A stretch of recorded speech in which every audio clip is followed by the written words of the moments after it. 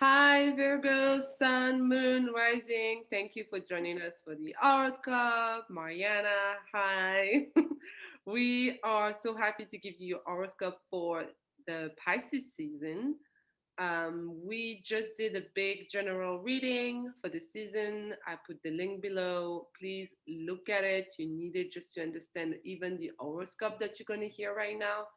It's going to help you to just really have a bigger picture. So I really advise, big advice from me and Mariana to listen to the general one. Yep. So let's dive in for our little Virgo. Let's share my screen. So Virgo, do you want to go, Mariana? I can go. Yeah. It's like I'm like, yeah, I can.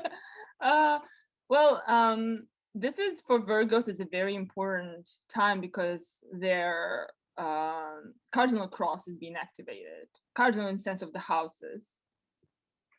So it's like the seventh house activation is a relationship activation, all sorts of relationship.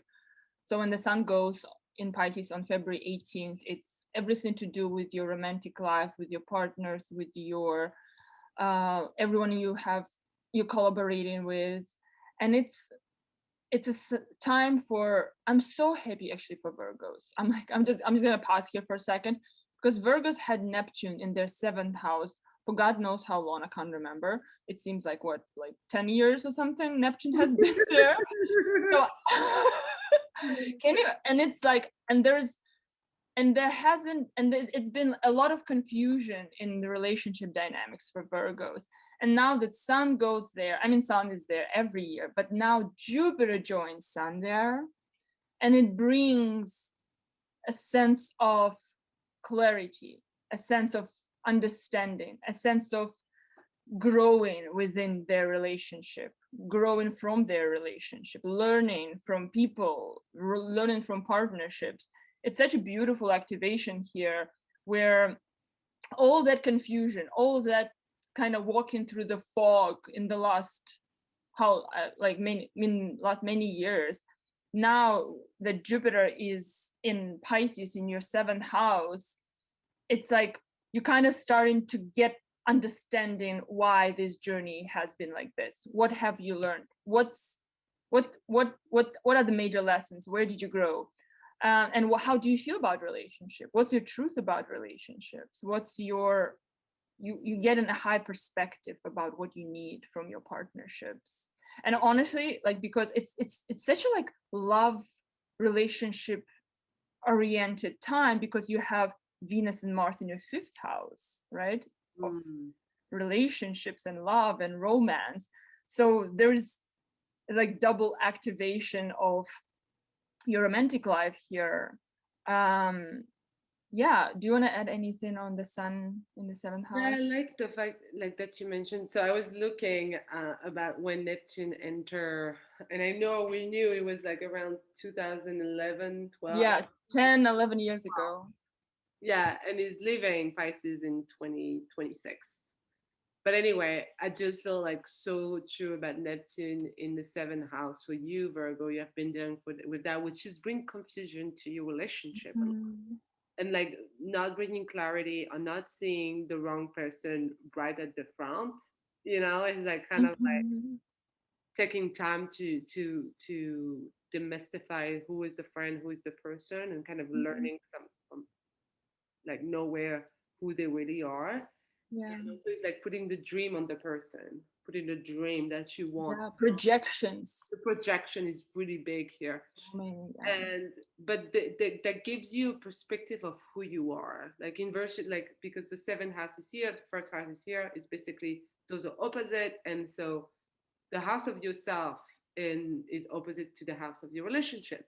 And I just felt this opposition bring you awareness of the body, mind, and Yourself, yeah, actually.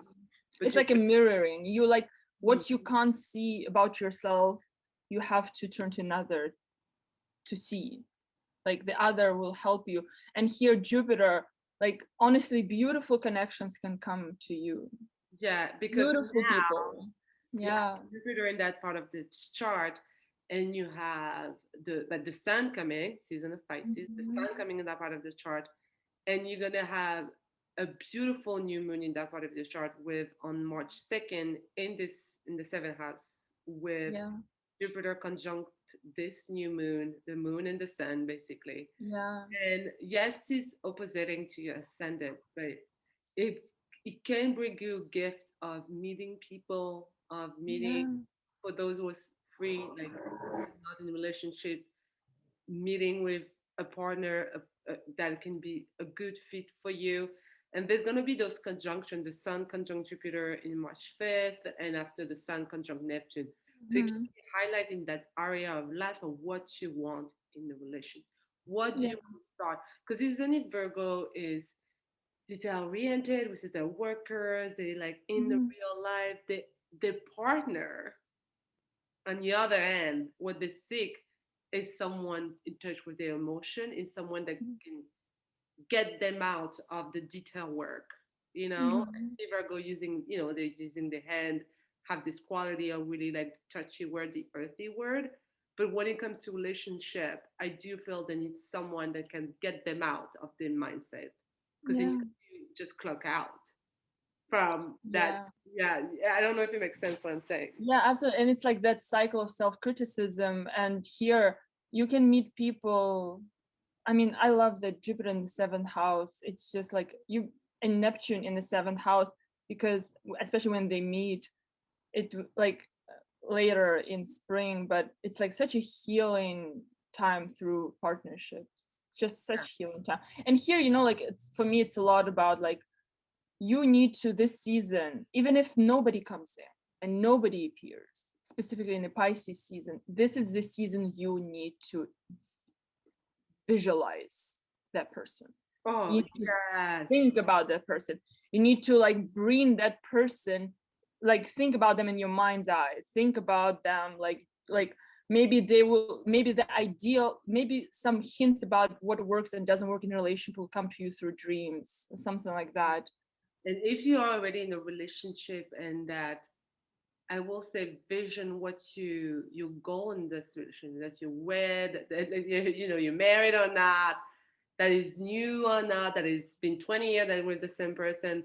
Like Mhm. what do you want to keep in that relationship? What do you want to see growth? And then Mhm. new moon in Pisces intention. Pisces is emotion. That's literally what do you want to feel in that relationship? Um, What do you absolutely. want to feel? What do you want to flourish? What do you want that Mhm. there's a flow, there's an easy flow in that relationship? Where Yeah. is that area? Like, what do you want in that relationship? And or if you're not with someone, what do you want to manifest? This is a powerful manifestation It new is. in relationship. And we will add, because we forgot to talk about that part, but that part of the chart is also connected to work life, relationship in your work life. What new opportunity can bring people that you already know in your work life? This is a Yeah. nice one too. If you want to set up, if you want to meet more people in your like Bring more clients into your business too.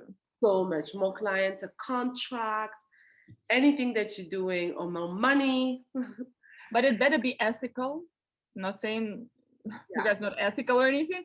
It's just because Jupiter is there, it's like you have to think about it from a higher mindset. And yeah. also like you have Mars, Venus ingress into your sixth house, and the sixth house is your house, like Mhm. right. So it's when it goes into Aquarius, it's like you can like like I'm gonna tie this full moon in Virgo that happens. It's like they're connected for me. This Mars Venus ingress in Aquarius, March 6th, and then full moon in Virgo. Like, how are you improving your routine and what needs to be let go about your relationship to your physical body? Mhm. Like something about the relationship to your physical body, to how you look at yourself, how you take care of your physical body, something about your identity might need to be let go, because Mars and Venus has been retrograde forever. Now they're in the sixth house, kind of like maybe create a new sense of what you want to do on your daily basis and what you need to release, and maybe by the full moon you realize what needs to be released, Mhm. kind of like in that flow. Okay, that's the What's first that? word right here. We are not for you. Oh, this is such an important card. So this is the discernment, the Neptune that we talked about Yep. earlier, that bring you that you think you want something, but actually you don't. So is also doing that season making clear that what is for you is just yes, what you want to don't feel, or like a relationship, or you not agree in an argument with your partner or something. Make sure to put your ground and say that is not for me. That is not working for me. Yeah. So you have to put your ground because like especially in relationship, I do feel this is so related to relationship for you. Absolutely. And you know what I'm going to add, because Virgo is a sign that is of service and looks how to be of So practical service. So here you have to understand that you're not going to heal anyone if you're not healing yourself, if you're not taking care of yourself. So here, by, like you said, like putting that boundary, not for me. And with Jupiter in your seventh house, a lot of things that are not for you is a blessing. yeah, Don't look at it as something that's kind of knocks you down. It's a blessing with Jupiter there. Trust me, something that doesn't stick shouldn't be there then, because yeah. exactly. Yeah, totally. Yeah, so exciting. So Love excited. you, Virgos. Happy Virgos.